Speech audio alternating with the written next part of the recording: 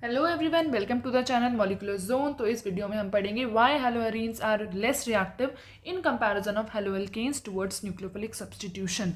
Nucleophilic substitution reactions वो reactions होती हैं जहाँ पर एक न्यूक्लियोफाइल इलेक्ट्रॉन डेंसिटी रखता है और वो आकर अटैक करता है एक कंपाउंड के अंदर और वहाँ से लीविंग ग्रुप को बाहर निकाल देता है और एक नया कंपाउंड बना लेता है अपने साथ। तो ऐसी रिएक्शंस में अब हमारा जो सबस्ट्रेट है दैट इज हेलोएरीन। हेलोएरीन में हम यहाँ पर बेंजीन सब्स्टिट्यूटेड प्रोडक्ट्स लेते हैं और बेंजीन के ऊपर हेलोजन लगा होता है।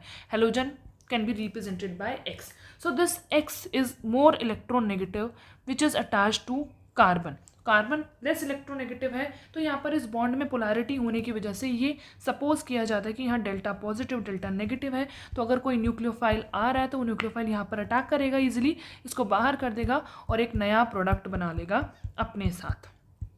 पर ये इतनी इजीली रिएक्शन नहीं हो पाती। क्यों नहीं हो पाती, वही हम इस वीडियो के अंदर आज पढ़ेंगे। This is due to the 3 reasons. First reason is resonance effect. Resonance effect of benzene ring. Due to resonance, यहाँ पर जो हेलोजन एटम प्रेजेंट है ना, इस हेलोजन एटम के ये लोन पेयर्स यहाँ पर रेजोनेंस करेंगे। रेजोनेंस करने की वजह से जो ये वाला बॉन्ड है, इस बॉन्ड में पार्शियल डबल बॉन्ड कैरेक्टर आ जाएगा। पार्शियल डबल बॉन्ड कैरेक्टर आने की वजह से ये बॉन्ड मोर स्ट्रॉन्गर हो जाएगा, जिसकी वजह से ये बॉन्ड टूटना मुश्किल हो जाएगा। यहाँ ऐसे पार्शियल डबल बॉन्ड कैरेक्टर आ जाएगा।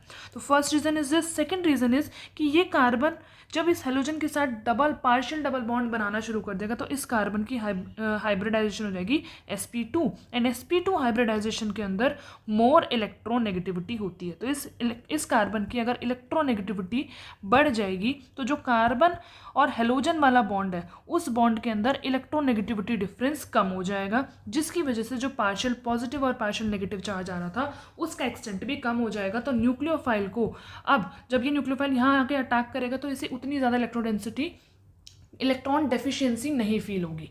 तो this is the second reason.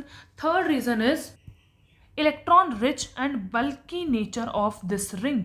जब न्यूक्लियोफाइल बाहर से आकर इस पर अटैक करना चाहेगा तो एक तो ये रिंग बल्कि बहुत ज़्यादा है, बहुत बड़ी है और खुद के अंदर इसके पास 6 इलेक्ट्रॉन्स है जो कि कॉन्जुगेशन में है, जिसकी वजह से इसको बहुत ही रिपल्शन क्रिएट होगा क्योंकि इसके पास भी नेगेटिव चार्ज है और जहाँ ही अटैक करने आ रहा है उस रिंग में भी नेगेटिव चार्ज है। तो जिसकी वजह से इलेक्ट्रॉन रिपल्शन होगा और उस रिपल्शन की वजह से न्यूक्लियोफाइल इतनी ईजिली आकर यहाँ पर अटैक नहीं कर पाएंगे और ये रिएक्शंस इतनी ईजिली नहीं हो पाएंगी। So thank you everyone. Do like, share and subscribe my channel. Press the bell icon for more updates.